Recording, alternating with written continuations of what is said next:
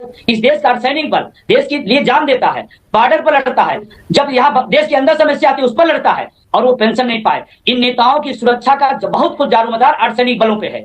अर्धसैनिक बल असुरक्षित है और नेता को सुरक्षित कर रहा है। आज लगभग 20 साल पूरे होने जा रहे हैं। जो पैसा बचा उस देश का, वो पैसा कहाँ गया?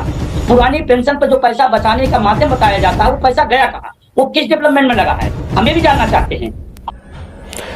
देश भर में गरमाया माहौल, पुरानी पेंशन बना राष्ट्र मुद्दा। ओपीएस अगर पाप है तो नेता विधायक क्यों बन रहे हैं पाप के भागीदार? महामंत्री का आदेश, रेल का चक्का होगा जाम।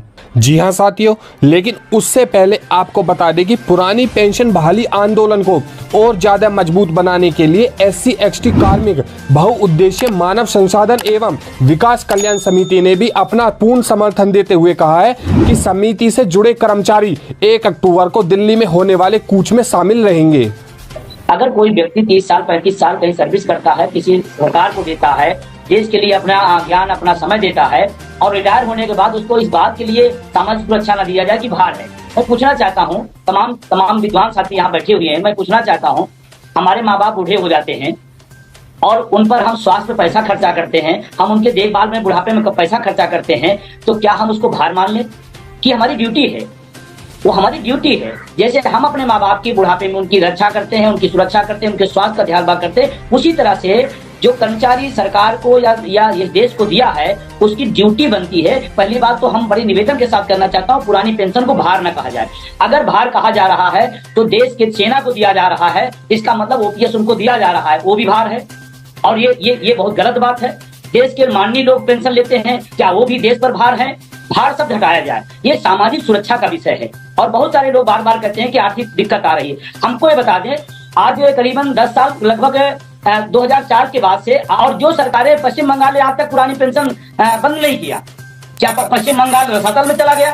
मैं पूछना चाहता हूँ, आप अगर इंडेक्स देखेंगे, राष्ट्रीय इंडेक्स देखेंगे तो उसमें आज भी 6ठे नंबर की अवस्था में आती है, तो कैसे मान लें कि पुरानी पेंशन लेस हो जाती है? दूसरा एक जो गंभीर सवाल मैं आपसे पूछना चाहता हूँ, अग्निवीर, इसी देश में अग्निवीर पैदा किया जाएगा, इसी देश में राजनेता पेंशन वीर हैं।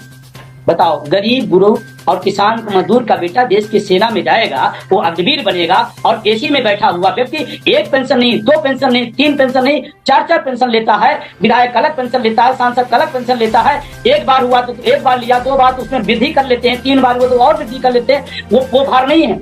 मैं तो बड़ी विनम्रता से कहना चाहता हूँ, ये बिल्कुल पैसे की समस्या नहीं है, नियत का सवाल है और नियत सही करना पड़ेगा।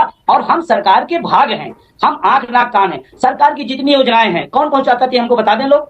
वही शिक्षक, वही कर्मचारी, वही अधिकारी। आपकी जितनी योजनाएं जाती हैं, और मजे की बात आप सुने, वही कर्मचारी से पेंशन, विधवा पेंशन, ये पेंशन, वो पेंशन, 1000 पेंशन जारी की जाती है और जो व्यक्ति ये जारी करेगा वो पेंशन नहीं पाएगा।